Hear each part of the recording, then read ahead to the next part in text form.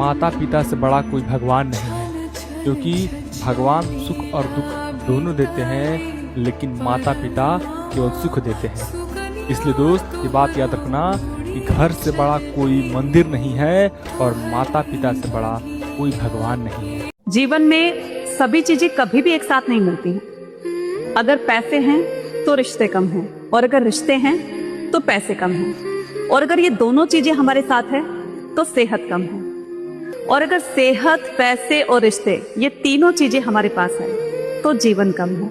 इसलिए वर्तमान में जिए, है ना।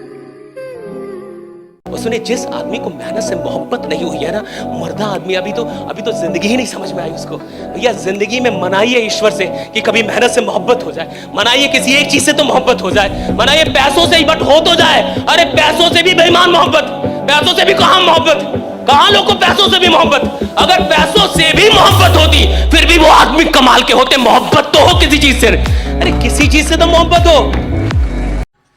आपने कभी रामायण को लेकर एक बात नोटिस की? पूरे रामायण में प्रभु श्री राम ने कभी ये नहीं कहा कि काश सीता ने लक्ष्मण रेखा को पार न किया होता, या माता सीता ने कभी राम जी से ये नहीं कहा कि काश मैंने सोने का हिरण ना मांगा होता। कभी सुना आपने ऐसा? नहीं ना। यही अंतर है पुरुष और पुरुषोत्तम। क्योंकि भगवान श्री राम की कथा हमें सिखाती है कि जो हो चुका या जो होने वाला है उसमें उलझकर परेशान होने का कोई मतलब नहीं है। दुख, पछतावा, काश, ये सब मन को कमजोर करते हैं। वर्तमान में जिए, बाकी प्रभु का नाम लीजिए और उन पर छोड़ दीजिए। जय श्री राम।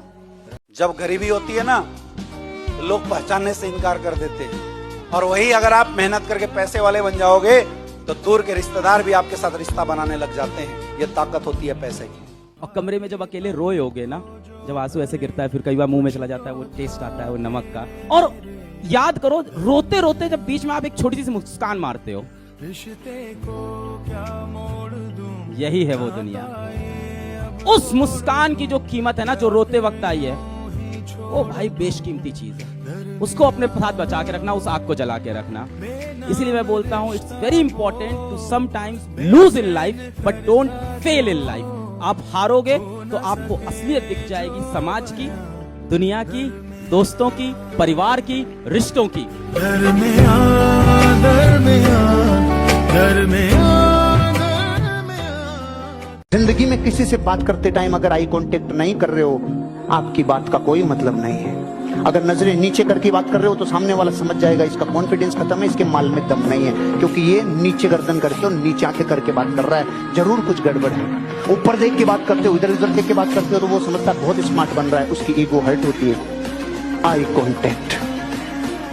सामने आईपीएस ऑफिसर बैठा हो, कलेक्टर बैठा हो, सीएम बैठा हो, जैसे बैठा हो वैसे बात करो। आई कांटेक्ट में रह के बात करो, आपकी बात सीधा दिल में जाए।